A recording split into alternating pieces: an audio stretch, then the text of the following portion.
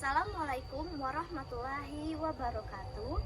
Sebelumnya perkenalkan, nama saya Nabila Sapitri dari 3A PGMI. Di sini saya akan membuat video UAS SKI dengan dosen Ibu Dr. Wiwinda MPD. Baik, materi pertama saya akan menjelaskan tentang Islam di Indonesia. A. Proses masuknya Islam di Indonesia. Masuknya agama Islam ke Indonesia tidak berlangsung secara revolusioner, cepat dan tunggal, melainkan berevolusi lambat laun dan sangat beragam. Menurut para sejarawan, teori-teori tentang proses masuknya Islam ke Indonesia dapat dibagi menjadi: yang pertama itu ada teori Mekah. Teori Mekah mengatakan bahwa proses masuknya Islam ke Indonesia adalah langsung dari Mekah atau Arab.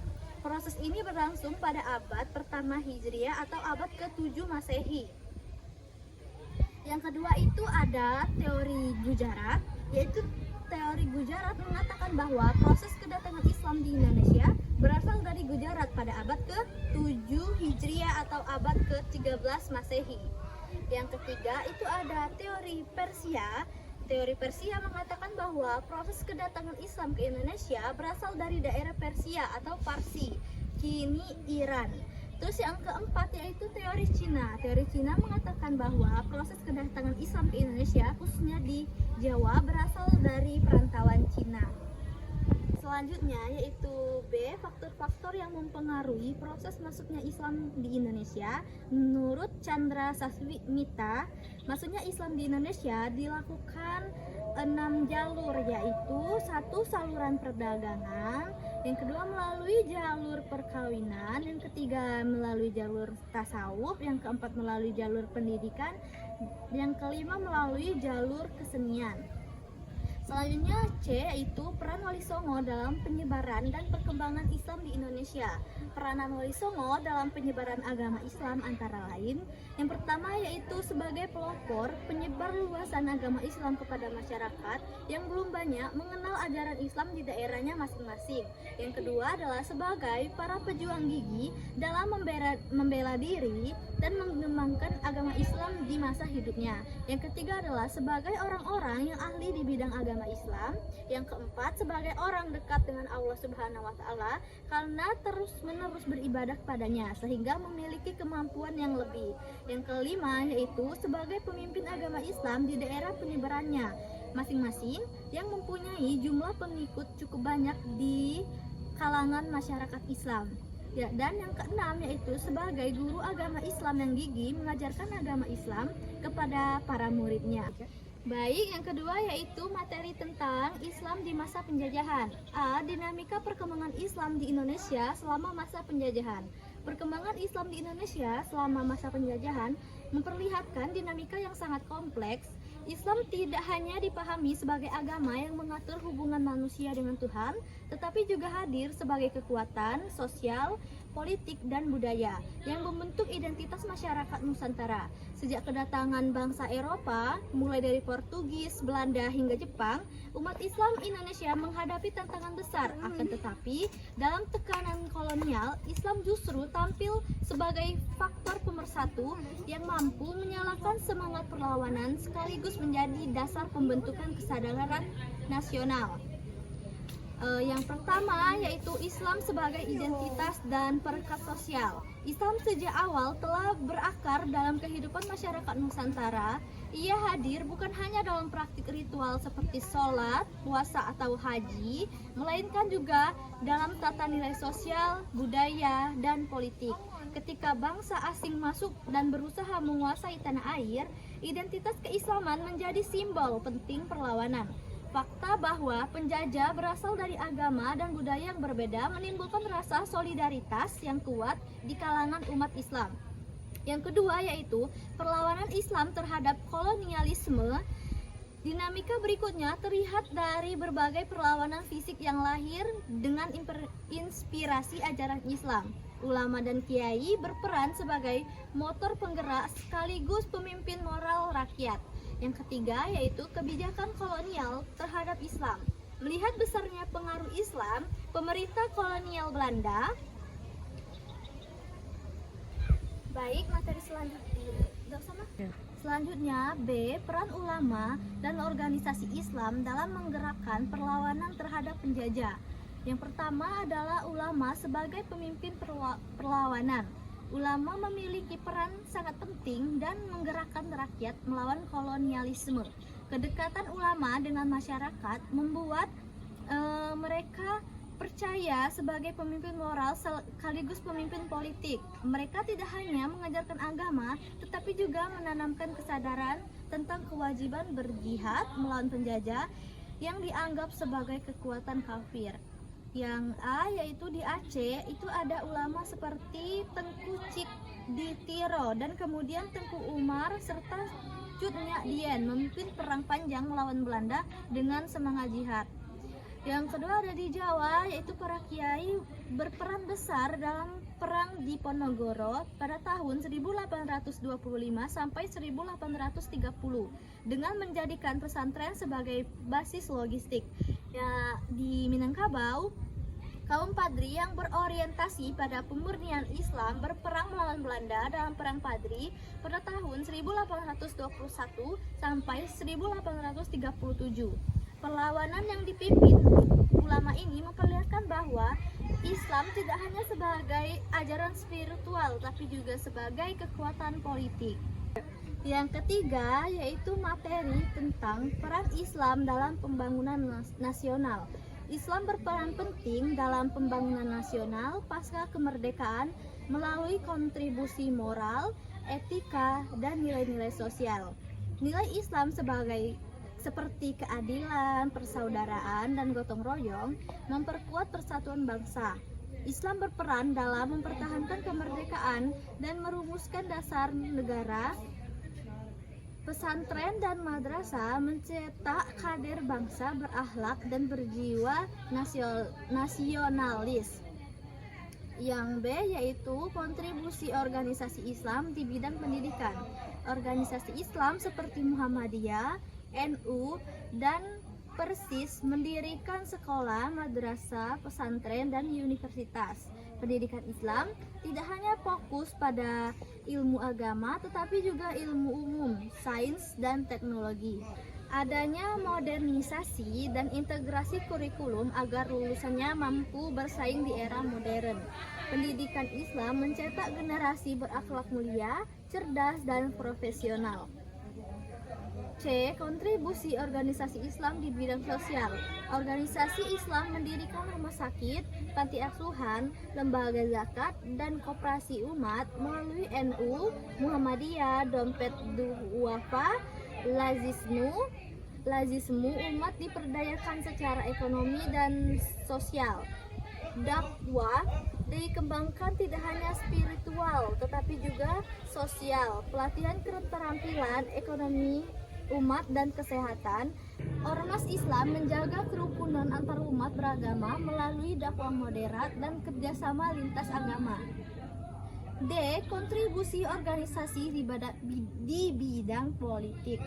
Sejak kemerdekaan, umat Islam aktif dalam politik melalui Masyumi, NU, PPPP, PKB, PAN, dan PKS.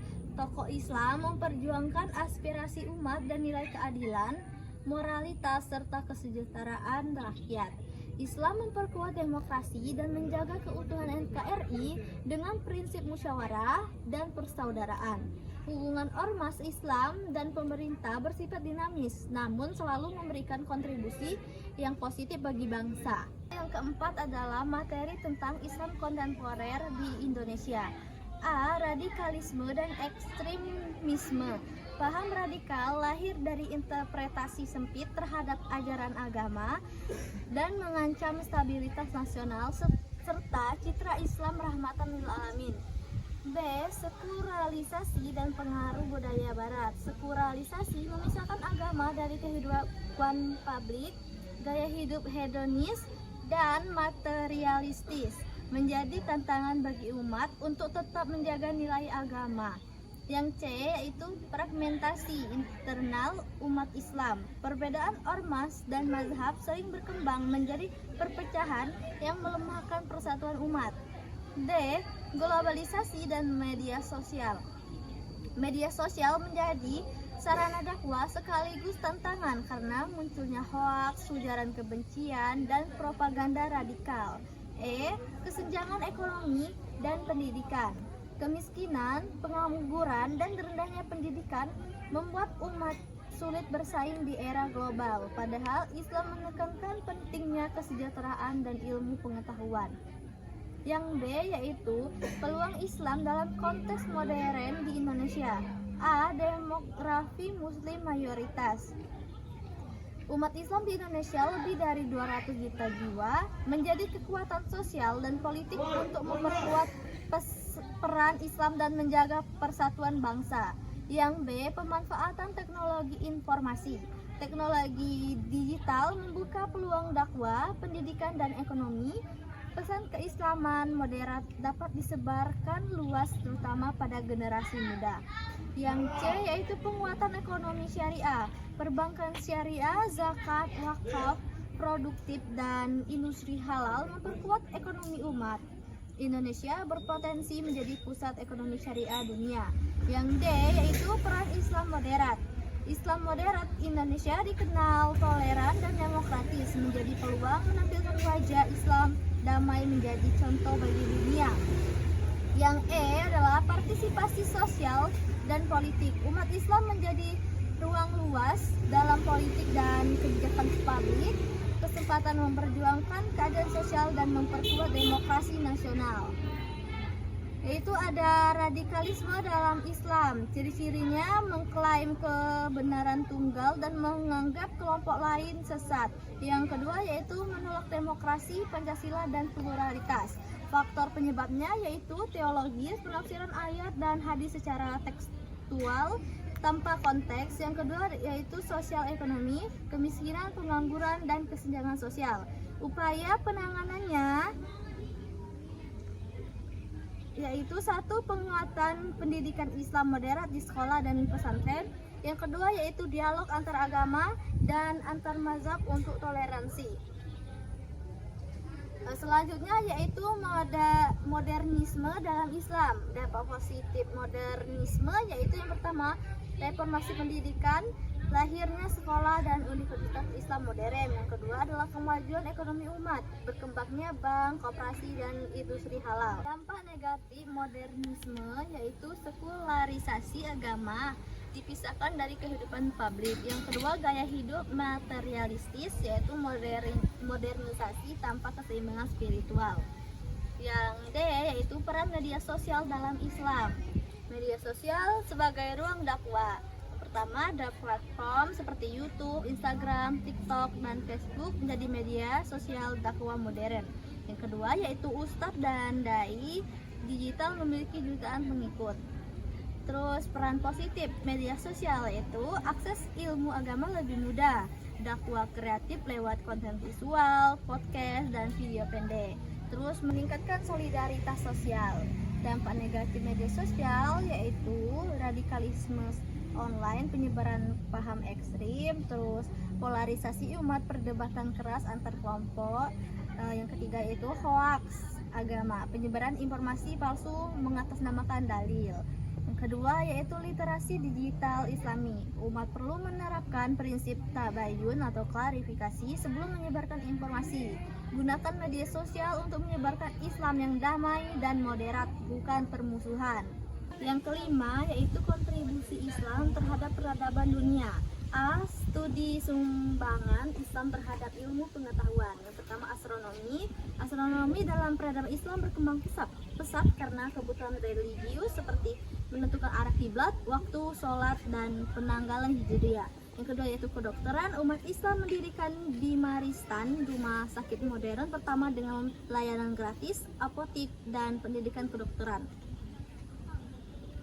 Terus yang ketiga yaitu matematika. Islam berkembang karena kebutuhan perdagangan, astronomi, dan hukum waris, filsafat, dan ilmu sosial. Dalam filsafat, Al-Farabi mengembangkan konsep negara ideal, Ibnu Sina mengkaji metafisika, sedangkan Ibnu Rus menafsir karya Aristoteles.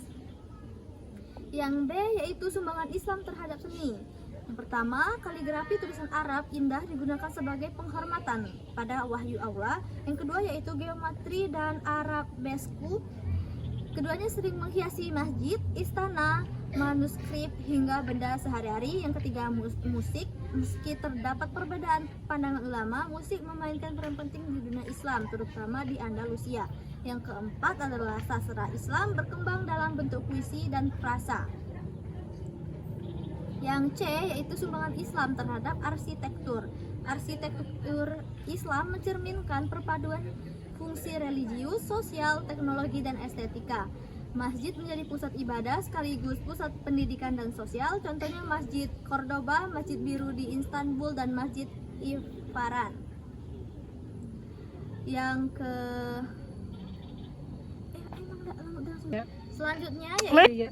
Selanjutnya yaitu dampak positif dan negatif globalisasi terhadap Islam dan kebudayaannya. Yang selanjutnya yaitu dampak positif dan negatif globalisasi terhadap Islam dan kebudayaannya. Positifnya yaitu penyebaran ilmu dan dakwah. Yang kedua, penguatan ukhuwah Islamiyah. Yang ketiga, perkembangan ekonomi syariah dan pertukaran budaya positif.